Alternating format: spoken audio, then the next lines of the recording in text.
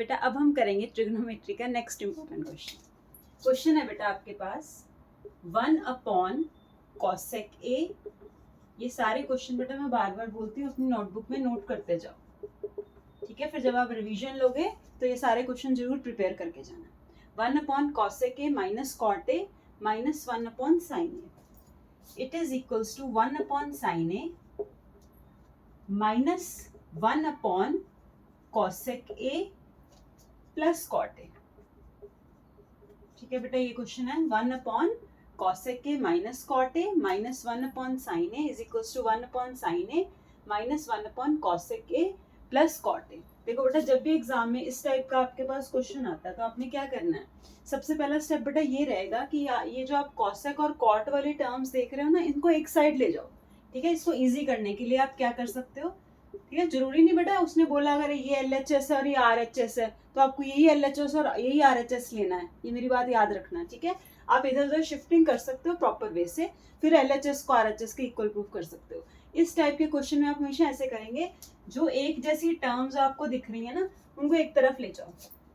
तो यहाँ पे हमें क्या दिख रहा है, देखो 1 cosec A minus cot A, और इधर से शिफ्ट होगा तो प्लस होके 1 cosec A प्लस कॉट है ना। कॉसेक कॉट वाली टर्म को एक तरफ ले जाओ और साइन वाली टर्म को बेटा एक तरफ ले जाओ, ठीक है। ये मेरी बात याद रखना कि एक जैसी टर्म्स को एक तरफ ले जाओ। अगर ऐसे तुम्हें दिख रहा है कि इसके जैसा भी कुछ दिख रहा है, इसके जैसा भी कुछ दिख रहा है, तो एक जैसी टर्म्स को एक तरफ ले जाओ। अब देखो बेटा, इसको सोल्यूशन LHS को RHS के इक्वल प्रूफ कैसे करते हैं। पहले इसको LHS को ले लेते हैं, ठीक है। देखो LHS को जब आप LCM लोगे तो क्या आएगा, cosec A minus cot A, और दूसरी तरफ के बेटा क्या आएगा, cosec A plus cot A. ये बात समझते हो ना। इस चीज का एलसीएम लिया तो ये और ये टर्म दोनों डिफरेंट टर्म्स हैं। जैसे मैं हमेशा समझाती हूँ कि 2 और 3 है तो आप 2 into 3 लिखते हो ना एलसीएम, तो this into this, correct.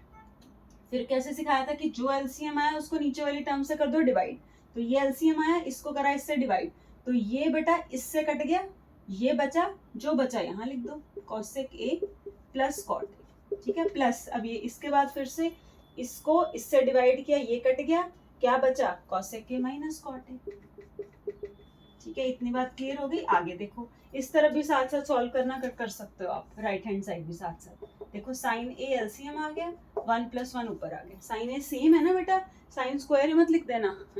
Sign ए जैसे 1/2 + 3/2 हो तो 2 का एलसीएम 2 होता है, तो बस वही है। जो एलसीएम आया उसको नीचे वाले टर्म से डिवाइड, साइन ए कट गया, जो बचा ऊपर, ठीक। आगे अब बेटा देखो, कॉट ए और कॉट ए कट गया, क्या बचा, 2 cosec A अपॉन, अब देखो ध्यान से, इसको A माइनस बी समझो, ये A प्लस बी समझो, साइन डिफरेंट है ना। A माइनस बी और A प्लस बी क्या होता है formula, A minus B into A plus B का A square minus B square. तो इसको बेटा जी लिख दो cosec square A minus cot square A, ठीक है बेटा जी। आगे क्या करोगे देखो,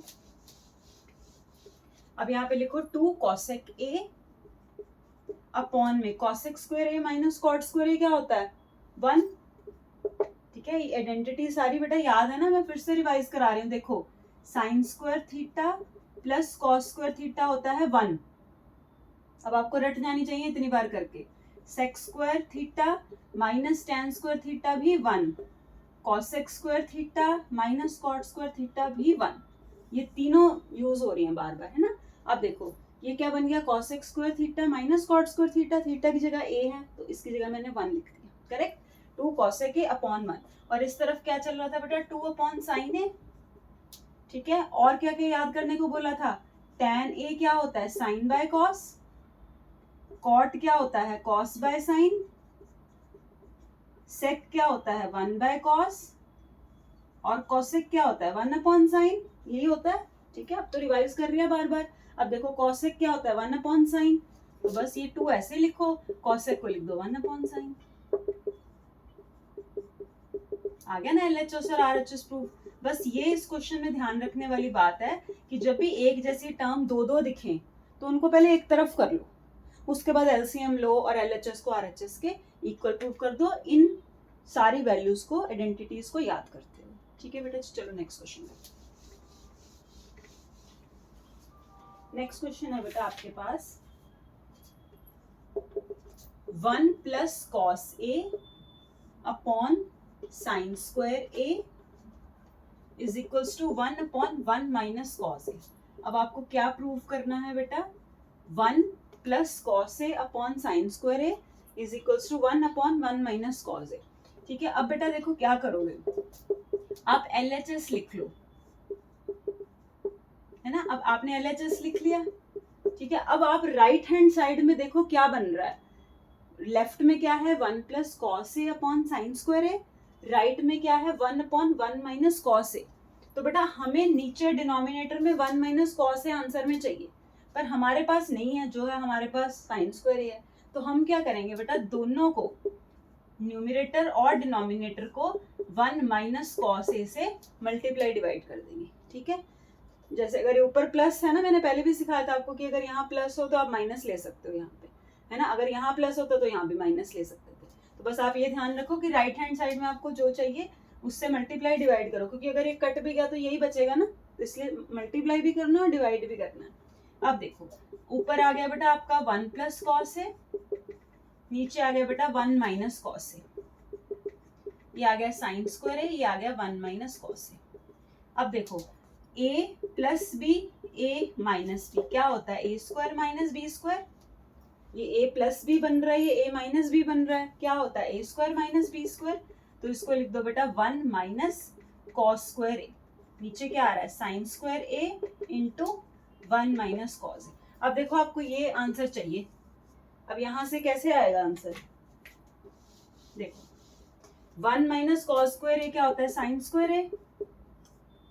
अब बता दो किसी को ये बात नहीं याद हुई है तो, sine square theta plus cos square theta क्या होता है 1 होता है, तो इसका मतलब 1 माइनस कॉस स्क्वायर थीटा क्या हुआ साइन स्क्वायर थीटा, इसको उधर शिफ्ट करके। तो बस 1 माइनस कॉस स्क्वायर ए को मैंने साइन स्क्वायर लिख दिया। अब ये साइन स्क्वायर कट गया, ये आपके पास RHS आ गई। ठीक है बेटा, इन क्वेश्चन को सॉल्व करो, बाकी फिर करते हैं। बाय बेटा।